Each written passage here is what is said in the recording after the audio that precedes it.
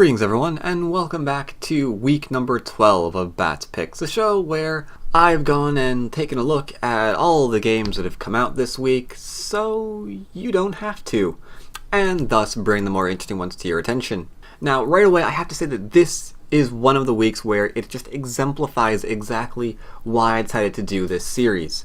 We have so many great games from so many different sources that it was both difficult to pick which ones to choose, just on name alone of those who have played, but also because of the content. And I think some of the games are going to surprise you, and I think hopefully you're going to love every single last one that I picked today.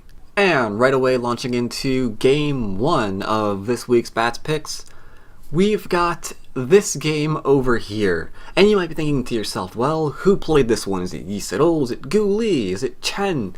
Some other 9-dan I've never heard of before, and I would say no, you are completely wrong. This game over here was actually played, and no doubt don't recognize the names, by two professional 1-dans. Two female professional 1-dans, to be completely fair, and before you think, okay, I see what you're doing, you're just going over female games now, because most of your audience is male and you're trying to get more viewers. Not completely. To be honest, this game really is good, because this game is a great example of how you can see influence being built up and doing something about that before it's causing you a headache. As you can see here, this is mostly a territorial game, but it does bring in the question of how do you reduce your opponent before they get like some big nasty moyo. And it even has a wonderful finish to the game. Everybody who watches this video should probably be interested in this game because it was just wonderful. Continuing right along in this wonderful theme where you sometimes just don't know where the great games are going to come from, we have one over here between a professional 1-dan and a professional 3-dan. We had that a lot this week. There were a lot of seemingly low-ranked players just playing wonderful, wonderful games. Maybe they weren't completely mistake-free, but they're wonderful in the sense that they gave us something to look at, something that we can all learn from. And in this game, holy crap, this is a game of exchanges. As you can see on the board right here, it looks like white has maybe not a lot of territory, but a lot of influence and some things to attack. So I imagine that you would immediately think to yourself, well, something really, really large is obviously going to die because there's two weak groups and that's what's got to happen. Black's just going to get reduced, something of his is going to die, game over. But that's not exactly what we have here. This is actually an interesting game where just these two colossal exchanges are being made, and it's a question of, well, who's really counted this out better than the other person? Is this really worth it for you or for you? Well, grab this game, number 2 of Batt's Picks, in order to find out. Alright, and no week of Batt's Picks would be left out without a game that is just leaving you kind of scratching your head and wondering, what the heck am I seeing?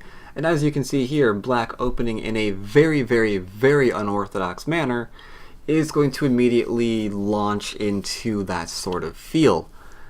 Now, the players may surprise you.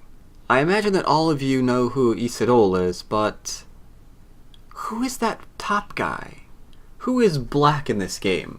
Do you recognize his name? Because you might. If you've actually studied Go for a amount of time, then you may recognize this name, and it's with good reason. These two players have been battling each other since probably before some of you were born. And I remember that. Anyway, these two have an extremely long history of just playing so many games against each other. But I have to say, I don't think I've ever seen a game quite like this one.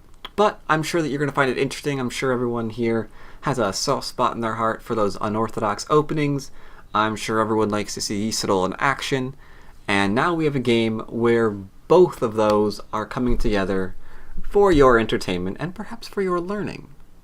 Perhaps even for your learning. Shall have to see. If you're interested in that, links are of course as always down below. Go grab the game. And I thought we'd end this week's of Batt's Picks with our favorite little Fordon. That is right, Keji decided to play this week against Chen. Now, that's probably a name that you recognize. He is a professional 9-dan. He is a Chinese professional 9-dan who is very, very, very good at this game. Really great fighter. As a result, these two players going against each other resulted in a very, very close game. Closest that I've seen this week, that ended out at, let's say 1.5, but I won't tell you by who. If you do not know who Keiji is at this point, then you should probably go back and look at some of my previous Batt's Picks, because he is a name that's been popping up repeatedly. Why? Because he's a very, very young player, relatively new, a 4-dan as I mentioned, who has been taking out a lot of the top 9-dans. I mean, just one after the other. I don't think there's anyone that this guy can't go against. He's definitely our future 9-dan player and probably going to rise up in his lifetime to be the top player in China. I would not be surprised whatsoever to see that. And just monitoring his rise and how he's doing in the game, how it's evolving from like a really, really young professional player to the top player that we all know he's going to be, is really entertaining to see and educational as well. How does he evolve? What does he do to his play? Does he get more solid? Does he keep staying an aggressive fighter? Who knows? Only way to know, keep turning into games like this and find out for yourself. And that wraps it up for this week of Batt's Picks. I hope you enjoyed them as always. I don't think it's possible for you not to have. But hey, if anyone's out there that didn't enjoy this week's of Batt's Picks, you are always welcome to leave me comments below saying, I did not like your picks this week, and here's why. You did not put in my favorite player. I think you suck. Whatever, go ahead, drop the comments below. I always read them, even the mean ones. We will, of course, be back next week with some more picks. I cannot promise that they are going to be as interesting in this week's, so please do yourself a favor, check out the games this week. If you have a friend who also has been enjoying going over some games, make sure they watch this video so they know what to go over, because not every week, unfortunately, is created equal in terms of games we have to review, and this is definitely not a week that you want to go without. So until then, do make sure you keep studying Go, specifically these freaking games, and remember to play your games. Remember to play a couple of games yourself, between now and next week. Until then, I hope you guys still keep enjoying the game, and I will of course see all of you awesome people next time. Take care, everyone.